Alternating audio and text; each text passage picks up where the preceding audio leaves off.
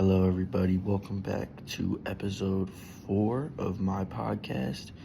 And oh boy, do we have a big one today. This week we read this PFAO. I don't know, that's the name of the file.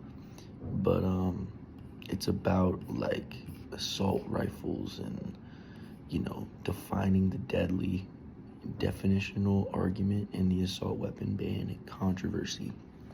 So this article starts out just kind of going over what an assault rifle is and telling us the backstory behind the term. And he tells us basically that this term for assault weapons is new. It was defined by Josh Sugarman in the 1980s. And it sparked a lot of controversy just about that type of weapon being a new type of weapon. It was only been around since the 40s. And with gun control and gun users, getting more access to these weapons, it became a high attitude area of debate. And in the 90s, around 1994, President Bush made a move where he decided to ban assault weapons based off a list of categories. And he basically said that if your gun has this, it's banned. So like things like pistol grips, like night sights, bump stocks, bayonet holders, all that sort of stuff immediately canceled the import of that, which sparked some outrage with the gun community because they were upset, thinking that this definition doesn't accurately portray the right assault weapons, and they're actually targeting the semi-auto weapons so that they can just ban guns altogether. Basically, they thought that the connotation being put around semi-automatic weapons it was gonna make the public scared of all guns. It doesn't even matter what they look like.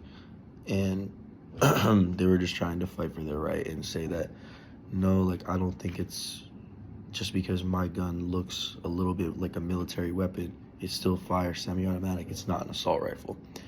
They would specifically use terms like military weapons, weapons of war, weapons of mass destruction, things like this, just to scare the public into wanting a ban on these weapons, which from the opposing point of view would be pretty scary if you owned a gun and you're like, I like my gun, I don't want to give it up just because everybody else doesn't like them.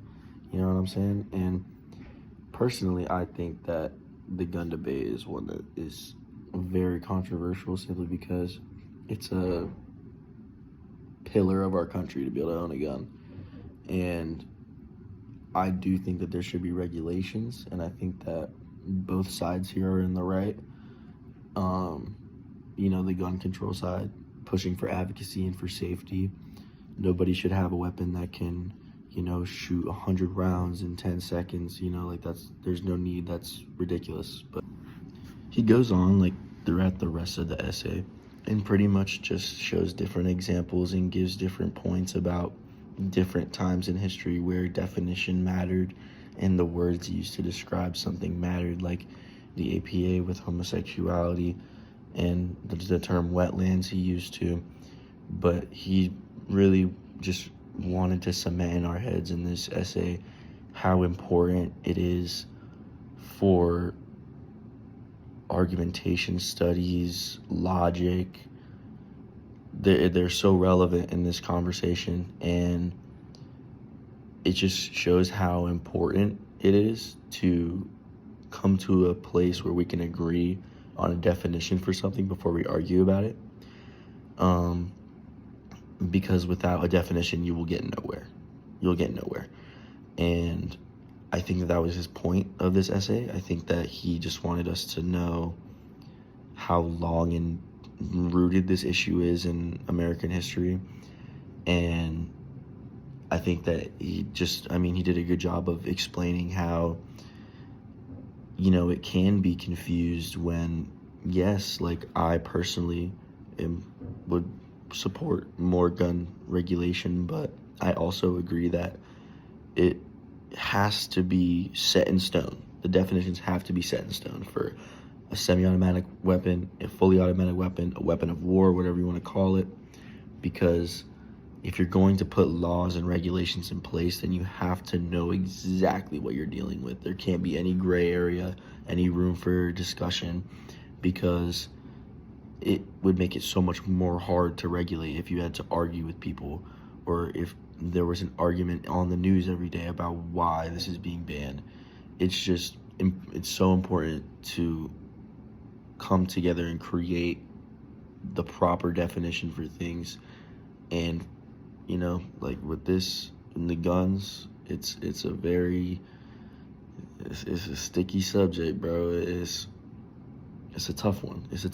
But I think this essay did a good job of explaining just how important that is for definitional discourse. But that has been episode 4 of the podcast. Thank you for tuning in.